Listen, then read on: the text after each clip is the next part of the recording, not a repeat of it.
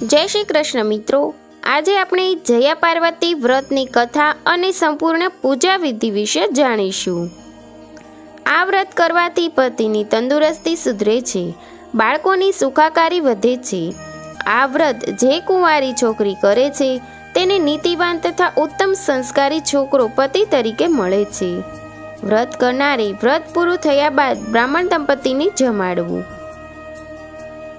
જયા પાર્વતી વ્રત એ શિવ પાર્વતીની પૂજા અર્ચનાનું વ્રત છે। આ વ્રત અષાઢ સુદ 13થી શરૂ થાય છે અને 5 દિવસ ચાલે છે।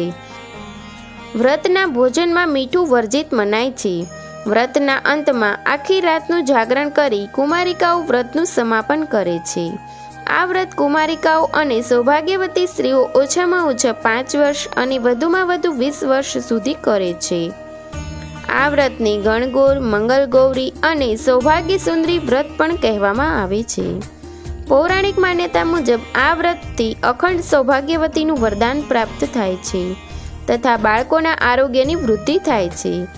આ વ્રત સૌપ્રથમ માતા પાર્વતીએ શિવજીને પ્રાપ્ત કરવા કર્યું હતું અને ત્યારબાદ માતા સીતાએ માતા પાર્વતીની પૂજા કરી જય જય ગરીબર રાજ કિશોરી પ્રાર્થનાથી મનગમતા વરની પ્રાપ્તિ માટે પ્રાર્થના કરી હતી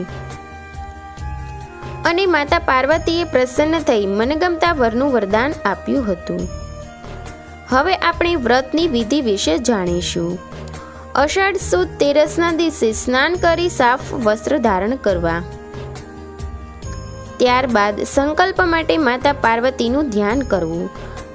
શિવ પાર્વતીની મૂર્તિ અથવા ફોટો સ્થાપિત કરવો। સૌપ્રથમ ગણેશ પૂજા કરી પછી શિવ પાર્વતીને દૂધ, પાણી, બીલીપત્ર, કુમકુમ, કસ્તુરી અને ફૂલ ચડાવી પૂજા કરવી। કોઈ પણ ઋતુ, ફળ અથવા નારિયેળ અર્પણ કરવા। વિધિ વિધાનથી મંત્રોચ્ચારથી પૂજન કરવું। માતા પાર્વતીનું ધ્યાન કરી સ્તુતિ કરવી। વ્રત દરમિયાન માત્ર ને માત્ર ફળ, દૂધ, દહીં, ફ્રૂટ જ્યુસ, ડ્રાય ફ્રૂટ્સ જમવામાં લઈ શકાય। તે સિવાય એક પણ વસ્તુ ખાવાની મનાય છે। દૂધની મીઠાઈ ખાઈ શકાય છે। ટૂંકમાં અલુણા રહેવાની વાત છે। છેલ્લા દિવસે મંદિરમાં જઈ આ પાર્વતીની પૂજા આરાધના કરી મીઠું અને લોટની સામગ્રી બનાવીને ખોરાક લઈને વ્રત પૂર્ણ કરી શકાય છે। વ્રત દરમિયાન મીઠું અને અનાજની વસ્તુ ખાવાની મનાય છે। વ્રતના અંતિમ દિવસે રાત્રિ જાગરણ કરવાનું મહત્વ છે। જાગરણ એક પ્રતીક છે। જાગરણમાં ધૂન, ભજન, ઉપાસના, જાપ કરવાનું મહત્વ છે। ખરા અર્થમાં અંતર્મનને જાગૃત કરવાની વાત છે। વ્રતની ઉજવણી 5 વર્ષને અંતે, 7 વર્ષને અંતે કે પછી 9 વર્ષને અંતે કરી શકાય છે। મા જગદંબા અખંડ સૌભાગ્યના દાતા છે। સારો પતિ પણ માની પ્રસન્નતાથી જ પ્રાપ્ત થાય છે। એટલે ખાસ કરીને સ્ત્રીઓ અને નવજવાન દીકરીઓ આ પ્રકારના આશીર્વાદ મેળવવા માટે આવા વ્રત કરીને માની પ્રસન્નતા મેળવે છે। વ્રતમાં પૂર્ણ ઉપવાસ જરૂરી છે। અન્ન ન ખાય તો જ મન શુદ્ધ થાય, મન શુદ્ધ થાય તો જ ભગવાનને પામી શકાય।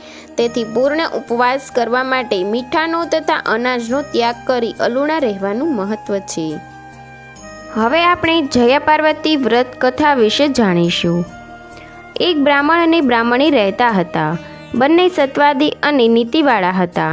તેના ઘરમાં કોઈ પણ પ્રકારની ખોટ ન હતી, પરંતુ તેમને ત્યાં સંતાન ન હોવાથી તેઓ ખૂબ જ દુઃખી રહ્યા કરતા હતા। એક દિવસ નારદજી તેમને ત્યાં આવ્યા। તેમણે નારદજીની સેવા કરી અને પોતાની સમસ્યાનું સમાધાન પૂછ્યું।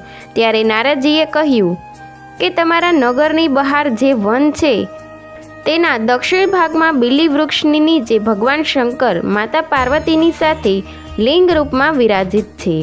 તેમની પૂજા કરવાથી તમારી મનોકામના ચોક્કસપણે પૂર્ણ થશે। ત્યારે બ્રાહ્મણ દંપતીએ શિવલિંગને શોધીને સંપૂર્ણ વિધિપૂર્વક પૂજા કરી। આ પ્રકારે પૂજા કરવાનો ક્રમ ચાલતો રહ્યો અને 5 વર્ષ વીતી ગયા। એક દિવસ તે બ્રાહ્મણ પૂજા કરવા માટે ફૂલ તોડી રહ્યો હતો ત્યારે તેને સાપે ડંસી લીધો અને તે જંગલમાં પડી ગયો। બ્રાહ્મણ ઘણી વાર સુધી પાછો ન ફર્યો એટલે તેમની પત્નીને તેને શોધવા નીકળી। પતિને બેહોશ સ્થિતિમાં જોઈને તે ખૂબ જ વિલાપ કરવા લાગી અને પાર્વતીનું સ્મરણ કર્યું. બ્રાહ્મણીની કરુણ અવાજ સાંભળી વન દેવતા અને પાર્વતી ચાલ્યા આવ્યા અને બ્રાહ્મણના મુખમાં અમૃત નાખ્યું, જેનાથી બ્રાહ્મણ બેઠો થયો. ત્યારે બ્રાહ્મણ દંપતીએ માતા પાર્વતીની પૂજા કરી. માતા પાર્વતીએ તેમને વરદાન માંગવા કહ્યું. ત્યારે બંને સંતાન પ્રાપ્તિ માટે માંગણી કરી. ત્યારે માતા પાર્વતીએ તેમને જયા પાર્વતી વ્રત કરવા માટે કહ્યું. બ્રાહ્મણ દંપતીએ વિધિપૂર્વક આ વ્રત કર્યું અને તેના ફળ સ્વરૂપ તેમને ત્યાં પુત્ર રત્નનો જન્મ થયો. હે જયા પાર્વતી, તમે જેવા બ્રાહ્મણ અને બ્રાહ્મણીને ફળ્યા તેવા તમારું વ્રત કરનાર, કથા કરનાર, કથા સાંભળનાર સર્વેને ફળજો. જય શ્રી કૃષ્ણ. જય પાર્વતી માં.